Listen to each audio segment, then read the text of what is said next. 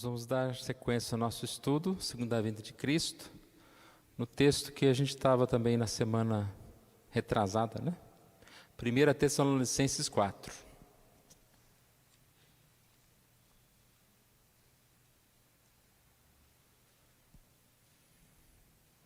Nós vamos falar mais o verso 17, mas vamos ler de 16 a 18.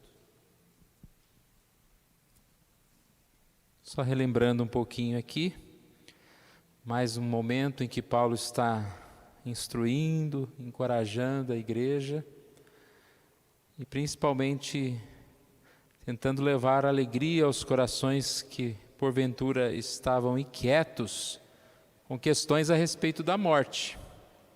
Aqueles que morreram antes da ressurreição, ou aqueles que morreram mesmo que depois, qual era o estado deles? E Paulo diz que eu não quero que vocês sejam ignorantes, que não vivam contristados como os que não têm esperança, né? Porque nós que cremos, temos a paz, temos a alegria de saber que nós temos em Jesus a salvação, a ressurreição, a vida eterna. E foi isso que nós estudamos um pouco. A partir do verso 16 nos diz: porquanto o Senhor mesmo, dada a sua palavra de ordem, ouvida a voz do arcanjo e ressoada a trombeta de Deus, descerá dos céus, e os mortos em Cristo ressuscitarão primeiro.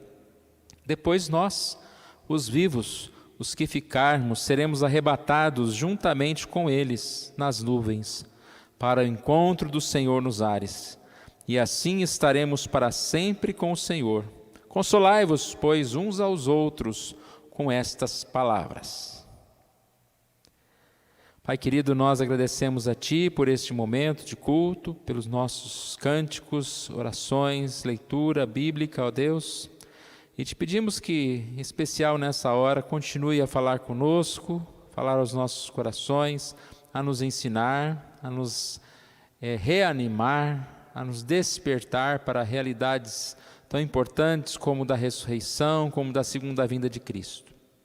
Obrigado, Senhor Deus, pelo privilégio que nós temos de ter a Sua palavra, que nos esclarece, que nos traz, ó Pai, direção, ó Pai, para a vida. É assim que nós oramos, em nome de Jesus. Amém. A gente nunca pode esquecer que a base que nós temos para a nossa fé é a palavra, né? A própria palavra fé, ela se confunde com a própria palavra. Quando você fala fé, fé em quê?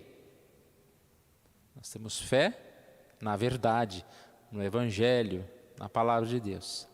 E todas as vezes que você vai discutir com alguém, acho que a primeira pergunta que você deveria falar: você crê na palavra de Deus? Com total, regra de fé e prática, tudo que está aqui você concorda? Então dá para conversar, né? Mas quando a pessoa já começa a escolher os textos bíblicos ou a interpretação que ela mesma quer, aí não dá para ter um bom debate, né? Porque a pessoa ela está fugindo da verdade. E tudo que nós aprendemos na palavra, nós cremos que é para nossa edificação, que é para nossa alegria. E aqui Paulo está falando, né, sobre a ressurreição, que Cristo ressuscitou e nós vamos ressuscitar. Fala sobre a vinda do Senhor, momento em que os mortos ressuscitarão, os que estiverem vivos serão transformados, e aqueles que estiverem, né, com Cristo, né, vão vir, vão descer. E aí ele fala sobre essa questão. E aqui nós queremos nos deter na questão do seremos arrebatados juntamente com eles. Versículo 17, seremos arrebatados juntamente com eles nas nuvens. Mais especificamente, nos deter na palavra arrebatamento. Como eu disse, a gente precisa crer na palavra e também ter definições corretas a respeito dos termos. A palavra arrebatamento, ela foi usada na Bíblia, principalmente, né, no Novo Testamento, em vários contextos. E a gente vai ver alguns desses contextos, mas todos é como se fosse assim um exemplo do arrebatamento que está sendo falado aqui, né? Que nós seremos arrebatados, levados aos céus. Ela também é muitas vezes usada de forma errada por pessoas que não têm, digamos assim, né, uma base sólida da Bíblia, simplesmente deu uma definição por dar. Por exemplo, a definição dos dispensacionalistas, que acreditam que existe uma segunda vinda de Cristo, né, em 2 turnos, um secreto e o outro visível. Então, é aquela história, né, do arrebatamento dos santos, depois um outro momento, né, como se pudesse haver 2 segundas vindas aqui, podemos usar assim o termo no plural, né? Nós não vamos estudar especificamente esse assunto, mas nós estamos só dizendo isso para dizer que a palavra arrebatamento para nós, quando nós nos referimos nesse termo, nós não estamos falando do arrebatamento que existe, né? Se você for ler uma revistinha qualquer, aí, um livro desses dispensacionalistas, você vai ver, quando fala arrebatamento, qual é o conteúdo lá do texto? É isso, é falando que o Senhor virá de uma forma secreta e levar aos seus, depois tem da segunda vinda de novo, que ele virá e levará os demais. Tá. Então não é isso que nós estamos falando. Arrebatamento para nós cremos numa segunda vinda única, visível, né, audível, gloriosa, como a gente está lendo aqui, né? Jesus virá e assim de uma vez só. Mas vamos ver então um pouquinho essa palavra arrebatamento na Bíblia. Atos 8, 39 e 40. Essa passagem fala a respeito de uma conversão, né? E aqui diz no versículo 39, quando saíram da água, o Espírito do Senhor arrebatou a Felipe, não o vendo mais o eunuco, e este foi seguindo o caminho cheio de júbilo. Mas também Felipe veio a achar-se em Azoto, e passando além, evangelizava todas as cidades, até chegar a Cesareia. Então, nós não vamos ler todo o texto aqui, mas é bem curioso como Deus chama Felipe, e ele está indo para um lugar, Deus fala para ele ir para aquele outro lugar, e ele está lendo a palavra, e o eunuco pergunta para ele, né, o que ele estava lendo. Ele fala, você não está entendendo? Como eu vou entender se você não me explicar? E aí é uma sessão de eventos, quando ele se converte, para lá no momento lá, e ele é batizado, né? Naquele mesmo momento, nada que impeça que seja batizado aquele que creu. E aí, de repente, Felipe, você já fez a sua parte. Acabou. Ele foi arrebatado, é a palavra que é usada aqui. Simplesmente ele foi tirado daquele lugar e aparece em outro lugar. O eunuco seguiu o seu caminho cheio de júbilo. Ou seja, ele já tinha recebido a mensagem. O mensageiro, né, bate lá na nossa porta, entrega e vai embora. A gente não sabe para onde que ele foi, né? Fez a entrega. Então, Felipe fez a entrega, falou de Jesus para ele e foi para falar para outros. Tanto que o texto diz que veio achar-se em Azoto, passando ali evangelizava todas as cidades até chegar a Cesareia. O que isso tem a ver com o nosso arrebatamento? É a questão da palavra, né? A respeito de sair rapidamente. Ele foi arrebatado rapidamente da presença do eunuco. Quando Cristo vier, no ar, entre as nuvens, os mortos em Cristo ressuscitarão com os corpos gloriosos, e nós, os que estivermos, seremos transformados e arrebatados rapidamente, num piscar de olhos. Então, a comparação é essa. É uma base para a gente entender um pouquinho como que será. Você está aqui, depois já não está mais aqui. Já está com o Senhor. A segunda palavra, arrebatamento na Bíblia, está em João 6,15. Ela foi usada no sentido de arrebatar pela força. João 6,15. Sabendo, pois, Jesus que estavam para vir, com o intuito de arrebatá-lo, para o proclamarem rei, retirou-se novamente sozinho para o monte. Então é um fato curioso, né? Jesus estava em um lugar e eles queriam proclamar rei, proclamá-lo rei. Um momento eles querem proclamá-lo rei, outro momento eles querem crucificá-lo, né? Assim mesmo. E ele sabia que não era essa a missão dele. Então ele saiu dali. O que tem a ver com a ressurreição? A ideia da palavra. Mais uma vez, a palavra arrebatar aqui, ela tem o sentido de retirar, né? E como se retirar a força. Eles não puderam fazer isso com Jesus, né? Ele saiu antes. Mas a ideia aqui é que o arrebatamento, quando seremos retirados daqui, nada poderá nos deter, nada poderá nos prender. Nem mesmo nós, né, não vamos hesitar, como a mulher de Ló, olhar para trás, né? Essa é a ideia de ser arrancados. Como eles quiseram arrebatar Jesus e proclamar, está difícil essa palavra, hein? Proclamá-lo rei, e não conseguiram. No caso não, Jesus vem para arrebatar, para nos tirar. E isso acontecerá imediatamente. Seremos atraídos por Jesus para esse encontro com Ele nos ares. Um terceiro texto, 2 Coríntios 12, de 1 a 7. Aqui fala de uma forma muito interessante que Paulo, ele foi arrebatado ao terceiro céu, lembra? Paulo está falando que ele não precisava falar, né, a respeito dele mesmo. Se ele fosse falar a respeito dele mesmo, ele teria muitas coisas para contar. Mas o importante era falar de Cristo, do Evangelho. E ao mesmo tempo ele acaba contando, né? Sabe aquela história, eu não vou falar de mim mesmo, que eu ganhei esse título, que eu fiz isso, que eu fiz aquilo. Eu não vou falar que um dia eu recebi isso.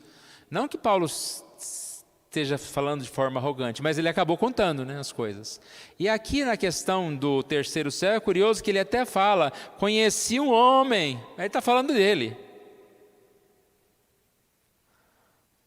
2 Coríntios 12, de 1 a 7, se necessário que me glorie, ainda que não convém, passarei as visões e revelações do Senhor. Conheço um homem em Cristo que há 14 anos foi arrebatado até o terceiro céu. Ele está falando dele. Se no corpo ou fora do corpo, não sei, Deus o sabe. E eu sei que o tal homem, se no corpo ou fora do corpo, não sei, Deus o sabe, foi arrebatado ao paraíso e ouviu palavras inefáveis, as quais não é lícito o homem referir. De tal coisa me gloriarei, não porém de mim mesmo, salvo nas minhas fraquezas. Pois se eu vier a gloriar-me, não serei nécio, porque direi a verdade. Mas abstenho-me, para que ninguém se preocupe comigo mais do que a mim, do que em mim vê ou de mim ouve. E para que não me ensoberbecesse com a grandeza das revelações, me foi posto um espinho na carne, mensageiro de Satanás, para me esbofetear, a fim de que não me exalte. Nós falamos domingo, né, de uma passagem de Paulo, quando ele fala que eu sou o mais miserável, mas ao mesmo tempo corri mais do que os outros. Paulo aqui, de uma forma muito especial, ele diz que ele foi muito abençoado por Deus. Mas ele não está falando isso para se gloriar. Mas ele não só, ele digamos assim, ele confessa que ele só não caiu nesse lado da arrogância, do gloriar-se, porque ele sofre, né, o espinho na carne, que era para ele ficar quieto, humilde. Então nós não sabemos aí muito bem o que é isso, né, mas sabemos que era algo que o incomodava, a ponto dele perceber que por mais que ele fosse alguém tão importante, alguém tão conhecedor, também fosse humilde. Eu fiquei pensando, né, muitas vezes nos tempos de hoje, às vezes nos falta muito ser como Paulo. Porque quando Deus faz alguma coisa na nossa vida, às vezes a gente quer contar, e muitos gostam, né, de receber prêmios, honrarias. Até naquele texto que nós lemos de Jesus, eles queriam arrebatá-lo para, vou usar a palavra de novo, para torná-lo rei, né? Eu mudei a palavra. O que ele fez? Ele fugiu. Hoje, se alguém mandar uma mensagem, olha, sábado nós vamos tornar você rei, vamos fazer uma homenagem, né? Ou pode, marca aí que horas que é que eu vou. Ou seja, eu mereço mesmo, né? Só uma homenagem, eu serei o primeiro, eu serei o único, com quem que eu vou receber essa homenagem? Porque se for com outro qualquer, essa homenagem não tem valor, né? Então nós percebemos a humildade de Jesus e a humildade de Paulo. E a gente não vai se delongar, a gente pode, né? Não vai se delongar aqui no texto, mas perceber, irmãos, o que ele falou aqui, será que a gente tem noção do que é isso, ser arrebatado ao terceiro céu? A gente já viu aquela explicação, né, que o primeiro céu, esse céu que a gente vê os passarinhos, certo? O segundo céu seria o céu lá na órbita, lá na Lua, como que chama? Espaço. O terceiro céu é o céu mesmo, aonde Deus habita. Não significa que a gente tem que fazer essa viagem dessa forma, né? Ele só está falando de lugares que existem como céu.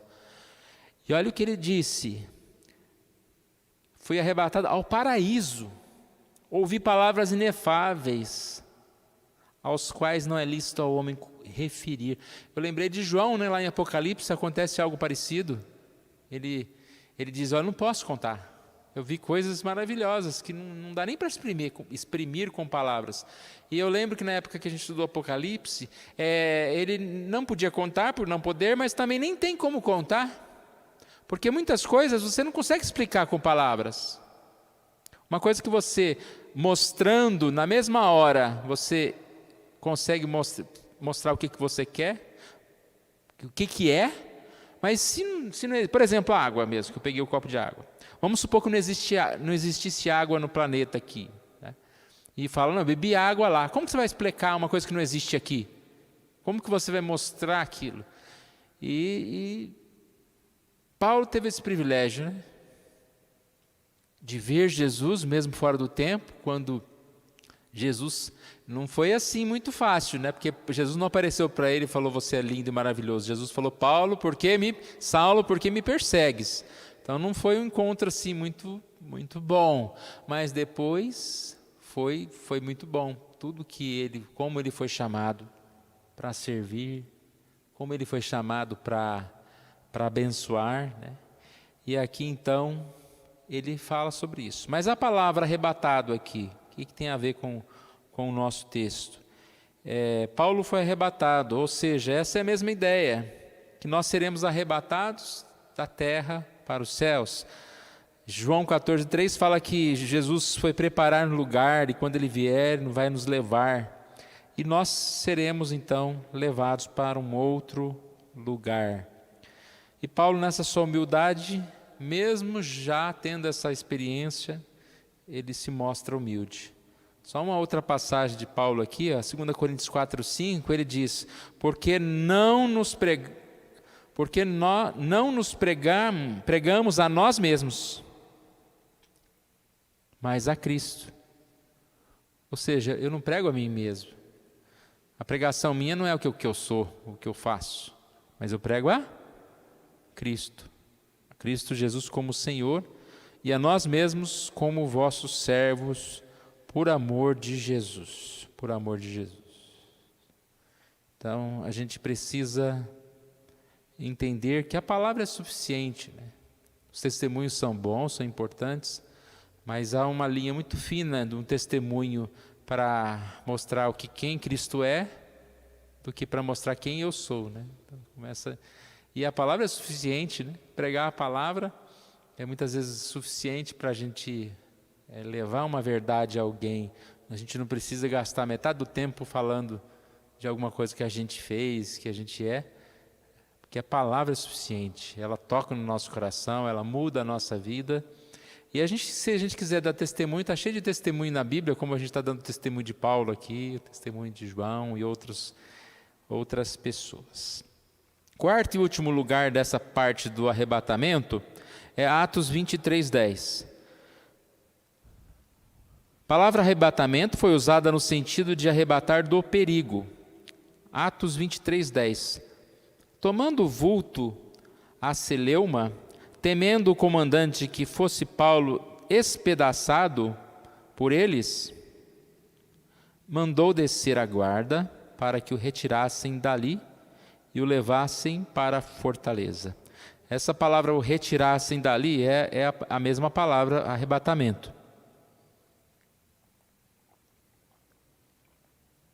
Então, uma briga, e Paulo estava correndo perigo de morte.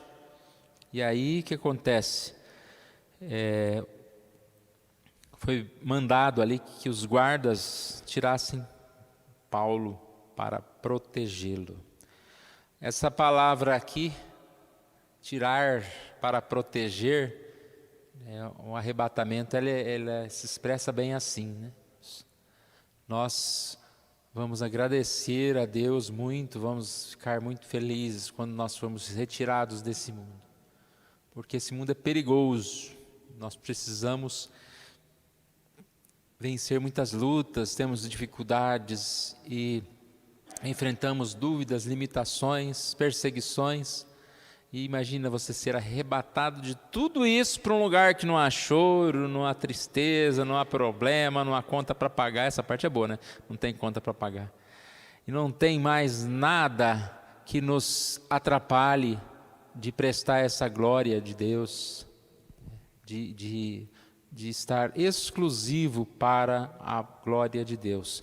E aí vem a segunda parte do nosso estudo, porque diz aqui que seremos arrebatados e estaremos para sempre com o Senhor. 1 Tessalonicenses 4:17. Seremos arrebatados juntamente com eles, com aqueles que ressuscitaram, né, os mortos que ressuscitaram. Seremos os que estão vivos, né? Paulo está falando um termo como se ele estivesse vivo ainda quando Jesus voltasse.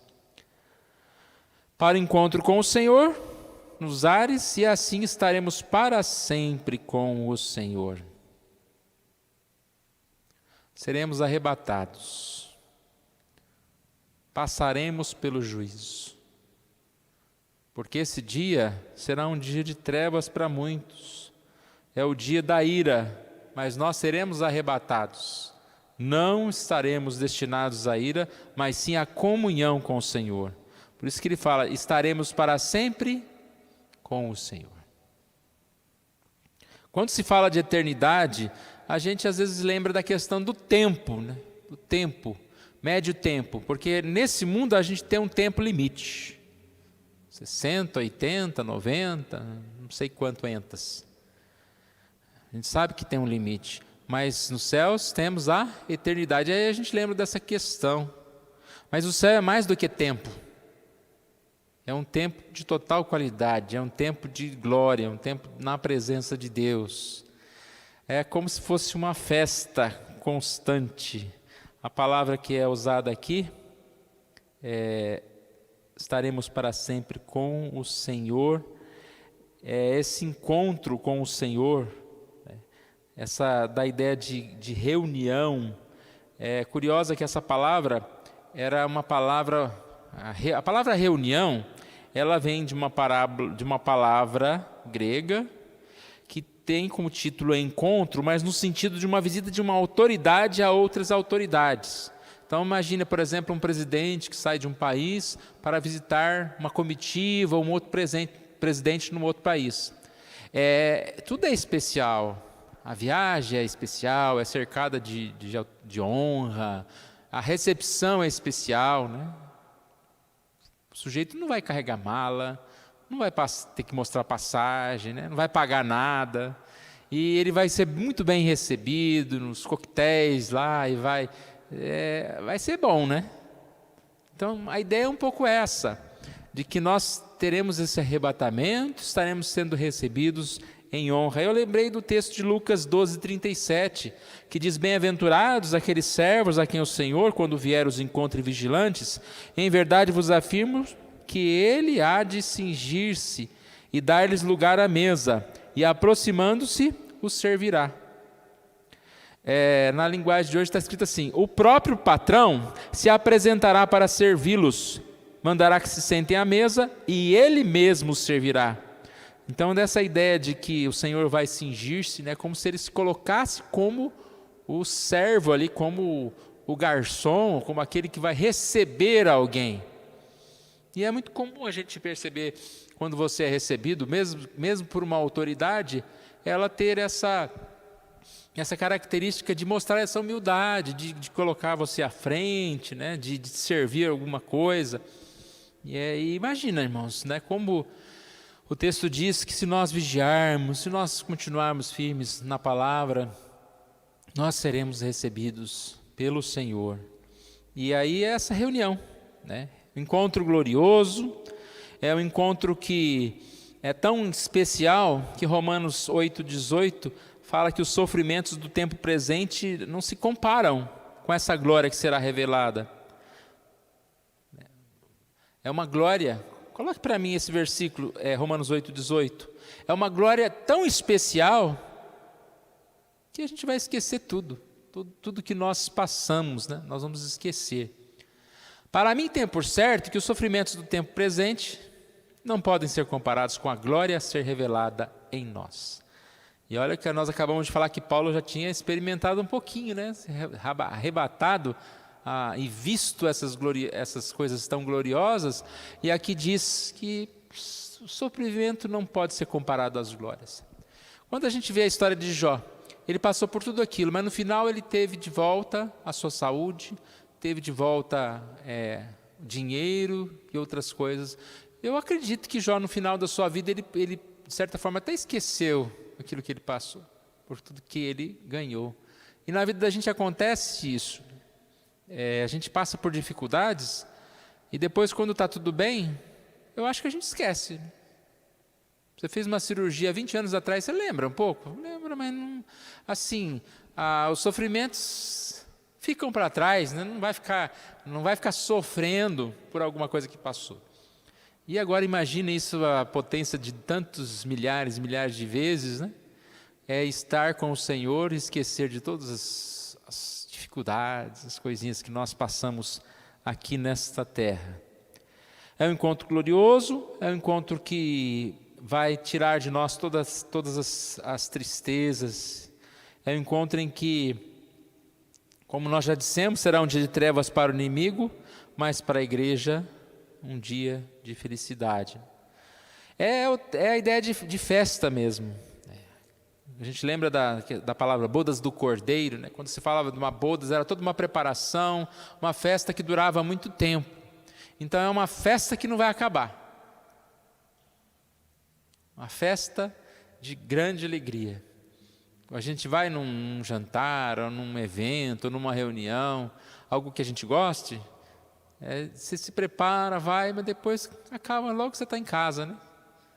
Ou algo que você gosta de fazer, seja uma viagem, seja passear em algum lugar, praticar algum esporte, você vai e acaba. Agora você imagine você fazer algo como uma festa, ou algo que, a ideia de festa é algo que é algo de alegria, que não acaba mais. E a ideia das bodas é o casamento, né? A aliança com Jesus, com Cristo. Então é uma união que jamais irá acabar. Para a gente concluir, primeiro, sempre a lembrança. A segunda vinda marcará o fim das oportunidades. Quem esperou, esperou. Aquele que está preparado, estará preparado. Aquele que é salvo, é salvo. E esse será levado. Não haverá mais chance, né? Para aqueles que não quiserem, que não puderam, que não receberam, que não estão com Cristo. Por isso que a palavra de Deus diz que hoje é o dia da salvação, agora é o tempo aceitável. Isso para nós, irmãos, é um compromisso. Não só o compromisso da gente vigiar e viver a Cristo, mas saber que é o tempo que nós temos para evangelizar, para falar, para convidar, para falar com as pessoas. Porque hoje é o dia da salvação. O que quer dizer isso? O tempo é hoje. Depois não é o dia da salvação. Depois da morte de alguém é o dia da salvação? Não. Enquanto nós estamos aqui, enquanto as pessoas estão aqui também vivas, nós temos essa oportunidade de pregar o Evangelho. E, por último, essa segunda vinda de Cristo deve encher os nossos corações de consolo e alegria. Lembra que nós falamos no começo? Paulo estava falando a um grupo que estava, de certa forma, triste. Tanto que o versículo 18 fala: consolai-vos, pois, uns aos outros com essas palavras. Então, nós somos consolados, porque tudo aquilo que a gente não está fresquinho na mente, vai apagando. Vai apagando. Então, a gente tem que ler sempre, voltar à palavra. É ressurreição, é segunda vinda, voltar à palavra. O que Cristo fala sobre os céus? Porque isso, como diz, a gente tem repetido várias vezes, né? Isso é a nossa esperança. A esperança viva, não é qualquer esperança. Então, nós nos alegramos por isso, nós vamos dormir cheios de esperança, cheios de alegria. E essa é a atitude que nós devemos ter e podemos ter. Sendo consolados e lembrar de consolar outras pessoas.